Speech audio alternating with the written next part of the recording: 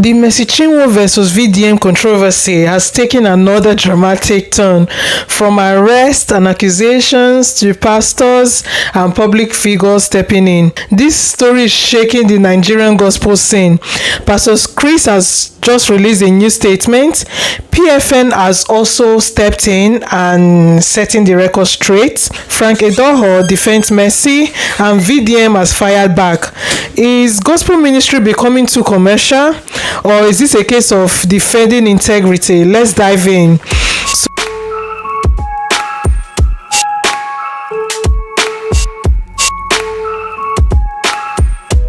If you want a recap on this story, go back to my previous videos. I'll leave a link below. But basically, Mercy had a fallout with her record label boss.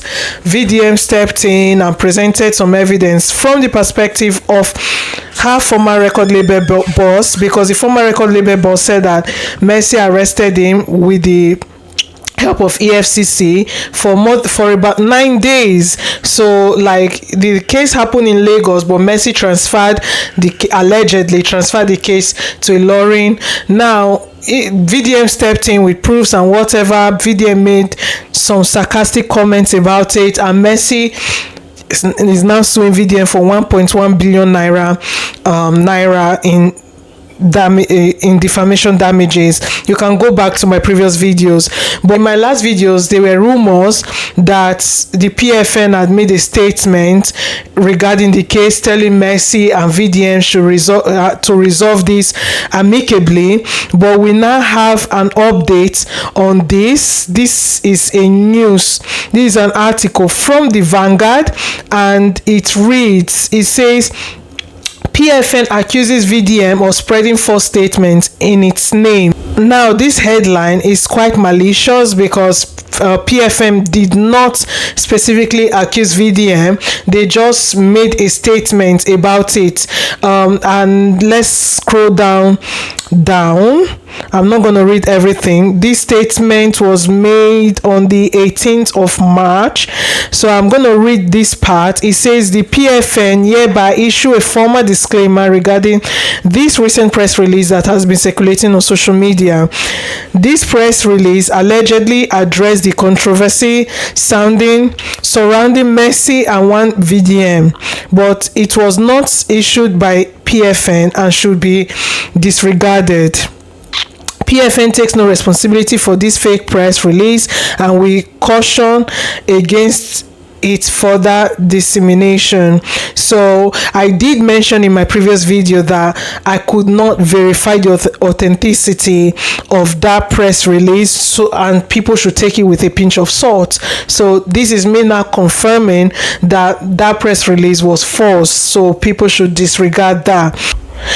Now, veteran broadcaster Frank Edoho entered the group chat, urging Nigerians to focus on facts, not emotions. He clarified that Mercy did not avoid an audit, and in fact, 2 financial audits had already been done. He also denied claims that EFCC mishandled EeZee Tee, calling for people to stop jumping to conclusion without evidence.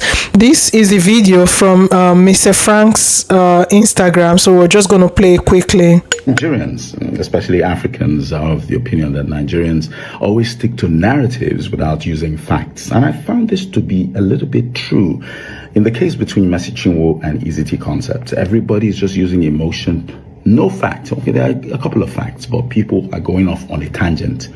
So I'm a journalist. I decided to wade into the matter, and I say, okay, let me just find facts, solid facts. I have not seen the light of day, and I have the facts here. The first misconception is, why is Mercy Chinwo avoiding audits? Well, her team is not avoiding audit. As a matter of fact, 2 audits have been done. On the 17th of February 2023, at the behest of Apostle Nsppd, there was a mediation meeting. In that meeting were in attendance Mercy Chinwo, her husband, Ezekiel from EeZee Tee concept, Pastor Odoko, and a couple of other people. And it was resolved that this will be handed over, that's an audit assignment will be handed over to a company. And few weeks after That assignment was given the audit company. The audit company withdrew itself from that assignment. Why, you may ask? Well, because EeZee Tee Concepts weren't forthcoming with all the documents, all the paper trail of the transactions that took place, so that we could know who is owing who what. So they withdrew. So at that point, the team of Mercy Chinwo decided to take the matter to the EFCC. Now, the FCC duly invited EeZee Tee, that's Ezekiel, to the headquarters, the EFCC office. Now, the thing is this: another audit was done. After the audit was done, it was found that he owed her some money and he had to pay. They didn't coerce him like people think. They let him go. He had to pay 2 installments of the money owed Mercy, and he still not completed that amount. And they're saying that the EFCC is torturing him, or is going about, against taking money out of his account illegally. Judy. I mean, to be honest, this can easily be debunked. EeZee has stated so many times that he was arrested for more than 8 days, I think 9 days, by the EFCC in Ilorin. If it was a lie, why has the EFCC not come out and say, no, we did not arrest EeZee for 9 days or 8 days? It is just easy. Let the EFCC come out and debunk it. Since apparently or allegedly EeZee is lying that Mercy arrested him, right, then the EFCC should come out and debunk it and say, no, we did not arrest EeZee. Because the thing that is making people very upset is that the fact that EeZee spent more than a week in EFCC custody is enough for them to be angry with Mercy.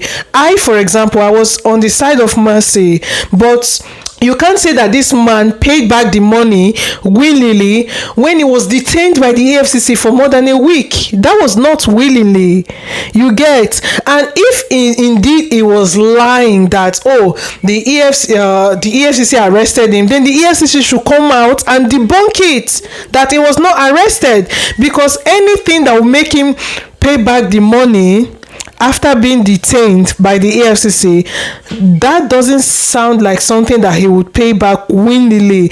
Now, am I siding with EeZee Tee? No, because I love Judy K. It seems like even Judy K had problems with him, right?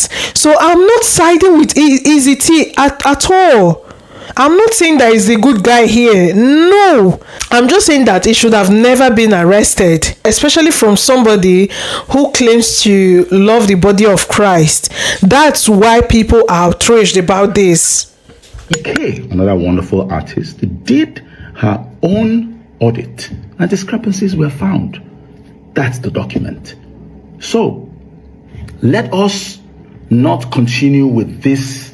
This is it. This using our feelings. We use our feelings too much. When I don't see facts, I don't talk about the matter. I don't, because I know when I see the facts, then I can analyze it the way George from YouTube analyzed with just facts. I think where Uncle Frank is getting it wrong, and I'll still maintain it, the reason why people are outraged, or the reason why people are angry, why people are upset, was because this happened in Lagos, right? But she transferred the case from Lagos to Ilorin, and the EFCC commander there apparently or allegedly has affiliation with Mercy, and EeZee was arrested for more than a week. He was in detention. This looks like somebody who cares only about money but not about the gospel. People are saying that because she's a gospel artist, she should have gone about it in a different way. That's all people are saying. People are not saying that she's wrong for fighting for money. People are not saying that like she shouldn't fight for her money or whatever. No, but the way she went about it, why did she transfer it from Lagos to Ilorin? Why? And that's what Uncle Frank is not addressing. Facts. So let us be clear. unless there are other facts that surface, according to what I have. But let me leave this. VDM responded to this, of course. 2023, at the behest of Apostle Selma, there was a mediation meeting. In that meeting were in attendance Mercy Chinwo, her husband, from EeZee Tee concept. So I'll just read the caption quickly. It says, "Dear Uncle Frank, first of all, you don't sound convincing or at all. And why did you cut and join the video at the FCC part? Talk about that part so the world can hear everything. This damage control might damage your credibility, sir. Please, with all due respect, there is a clear case of abuse of power and influence, so leave all this damage control." So what VDM still is saying is what I just said now. Is saying that he should just answer two questions. Why did she transfer the case from Lagos to Ilorin? Why did they have to transfer EeZee to Ilorin? Why? Which is a question that nobody seemed to have an answer to. And why was he detained? Because if you're saying that he paid back the money willingly, then why was he detained? If he paid back the money whilst in detention, then that's not willingly.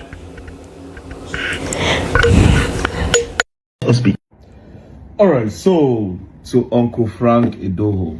Now, when I saw this video, I didn't want to say anything because of the respect I have for you. If you remember, when I saw you at the airport, I don't even feel raise my head to look you face to face.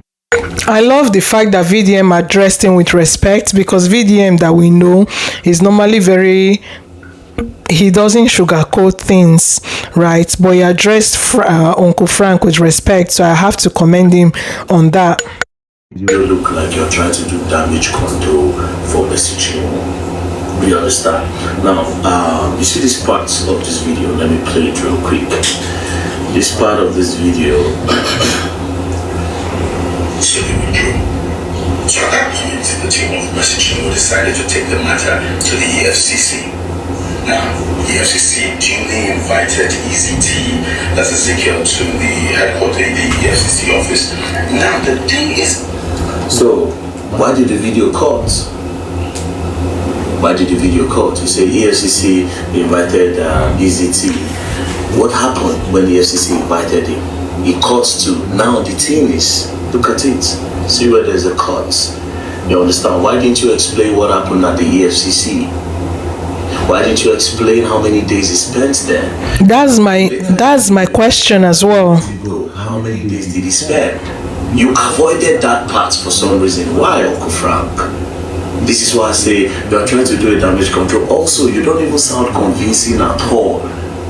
You don't sound convincing at all. You sound as if you don't even know what you're talking about. Right? You sound as if you don't know what you're talking about. So the people that are saying, oh, VeryDarkMan is against Mercy Chinwo. No, I am not against Mercy Chinwo. The craziest part is I know a lot of her songs and I like her songs. But that's the thing. Even me, I've been accused of being an enemy, a devil, a whatever. I don't hate Mercy Chinwo. Like, all my kids know all her songs. Even my husband, whenever I play her songs on our way to church, my husband is always tired because it's only her songs I play. What I'm saying is just about the oppression and the corruption that happened. Those two questions, which are the questions that VDM is asking, are what I am against. They should never have transferred, because it looks like a power play. If I know I have a friend in, I live in the UK, right? If let's say I have a friend in, okay, let's say I'm in Birmingham, right? And I have a friend, George, in London. Then something happened in Birmingham. Why should I be transferring the case from Birmingham to London? Does that even make sense? Except maybe I want my judge friend or my police friend to do something about it. That is what it sounds, and that is I feel like Nigerians are just willingly trying to avoid that part just because she's like their fave. I am against oppression. Do you understand? It's a simple question, and I want Uncle Frank to help me answer this question. Why was the case moved to Ilorin, where the zonal person, I will leave a link to this video below, but he's just asking the same questions that I have asked as well. VDM is accusing Uncle Frank of bias, accusing Uncle Frank of defending Mercy Chinwo without considering EeZee. Of course, without considering the fact that EeZee was arrested for more than a week. Now, Pastor Chris has also spoken regarding this gospel ministry thinking being commercialized and whatever. So let me play the video quickly.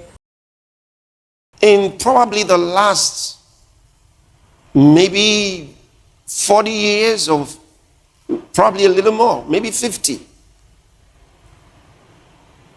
no one has cheated the church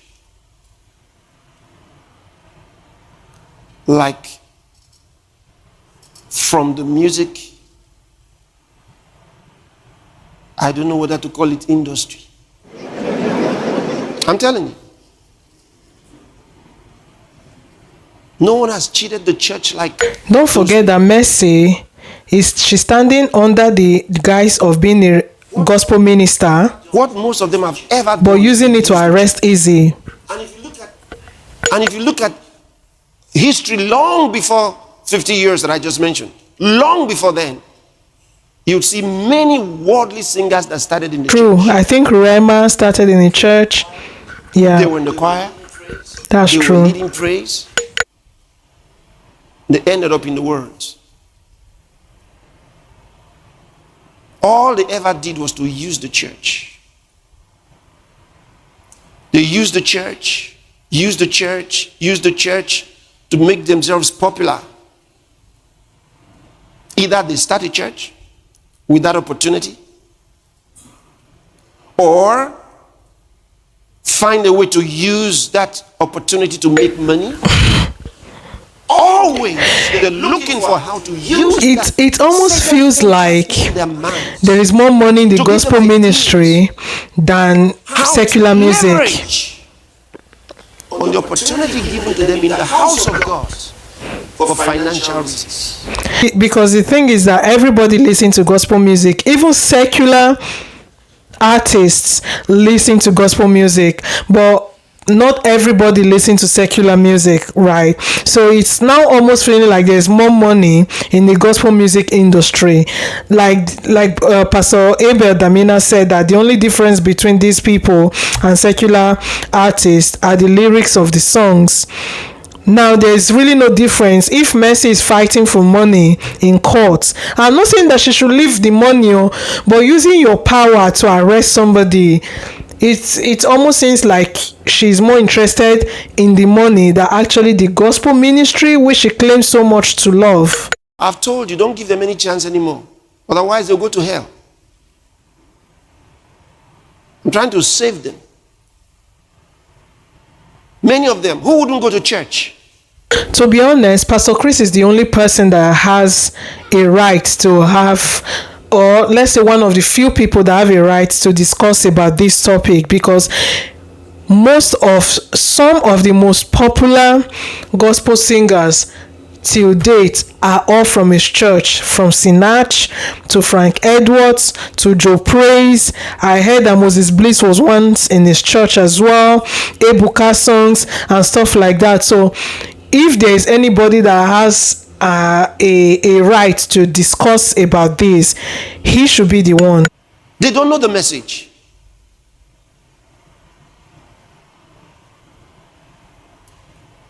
They are exposed to a poetic ability.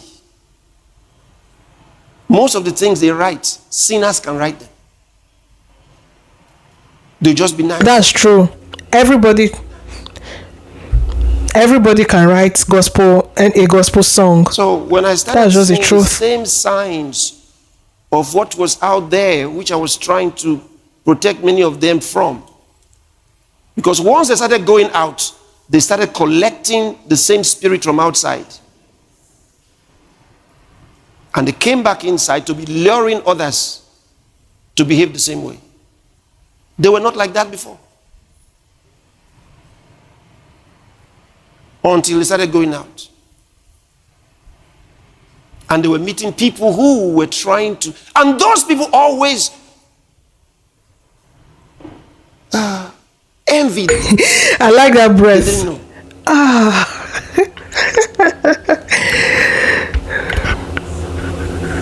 So you have to be careful. They've done it to the Church of Jesus Christ for so long. It's the same spirit, same evil spirit. They've done it to the church for so long. I don't even think they should be calling themselves gospel artists anymore. I think they should be calling themselves When commercial you reprimand them, they go and start another church. commercial artists, right? Why? With their popularity. Say, I'm popular. If I cough, people will gather. But they don't understand. Rebels like them are the only ones that gather for them. It's only a matter of time.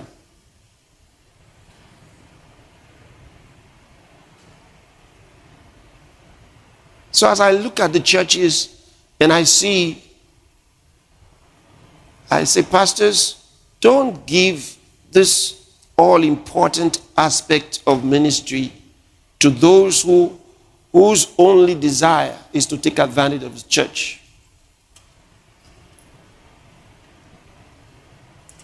Let them be in the cell ministry. Let them participate. Let them be in the choir.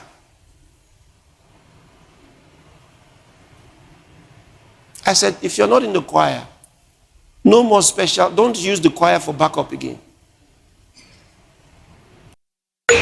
I mean, what these people need to be careful of is that nothing lasts forever, right? Look at, there are some baby gospel musicians that I will mention their names now that used to be a household name, but nowadays we don't hear about them anymore. I made mention of Sinach in my last video, Frank Edwards, Joe Praise, Tokbe Alabi. So like hiding under the guise of gospel music and using it to do bad, you should be careful, because not everything lasts forever. That's just the truth. But again, the bigger question still remains: should gospel artists charge to minister in churches? While some argue it's fair compensation for their work, others believe it compromises the spirit of worship. Pastor Chris and many others insist ministry must remain sacred and not transactional, but artists and their supporters highlight the reality. Ministry has cost. I think somebody commented on my video on Facebook saying that, oh, but they will pay their backup singers, they will pay the drummers, they will pay the keyboardists, they will pay all that. But there are other ways to make money. Monetize your platform on YouTube, monetize everything that you're doing. Sell your CDs, put your stuff on Spotify, Apple Music, YouTube Music. There are other ways to go about it, not asking for people to pay money to come and watch you minister to God, to your God. It's as if you are asking God to give you money to minister to him, because God himself said that if you've done anything to his people, you've done it to him, right? So it's like you are telling God, okay, pay me money to minister to you. Now, this issue is clearly dividing opinions across Nigeria. Do you support gospel artists charging for church events? Was Mercy Chinwo right to pursue legal action? Is VDM exposing the truth or overstepping? Let us know in the comments below. If you found this video insightful, please like, share, keep sharing, because you support me to do better. Subscribe and turn on your notification bell to receive more updates on this case. This conversation is far from over. Stay tuned for more updates on gospel music, faith, and culture. Thank you. Bye.